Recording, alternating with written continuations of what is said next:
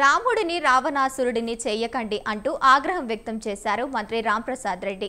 అన్నమయ్య జిల్లా రాయచోటిలో ఏర్పాటు చేసిన సమావేశానికి హాజరయ్యారు మంత్రి రాంప్రసాద్ రెడ్డి. రాయచోటి గడ్డ వైసీపీ అడ్డా అనే ప్రాంతంలో పోటీ చేసి గెలిచిన వ్యక్తి తనని చెప్పుకొచ్చారు. సీఎం చంద్రబాబు నాయుడు తనను నమ్మి గొప్ప బాధ్యత అప్పగించారన్నారాయన. గొడవలు కేసులు నాకేం కొత్తవి కాదు. వైసీపీ నేతలు ఎంతమంది వచ్చినా భయపడే వ్యక్తిని కాదన్నారు. గెలిచిన క్షణం నుంచి అన్ని విధాల నియోజకవర్గ అభివృద్ధి కొరకై అనుక్షతం చిత్తశుద్ధితో పనిచేస్తున్నానని తెలిపారు మంత్రి.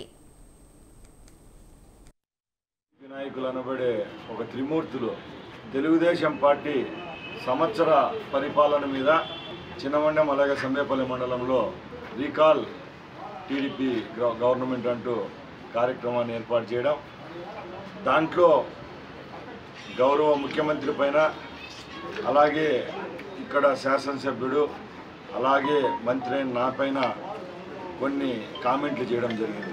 నేను సూటిగా ఆ కామెంట్లకు బదిలిస్తూ ఈ పత్రికా సమావేశం ఏర్పాటు చేయడం జరుగుతోంది.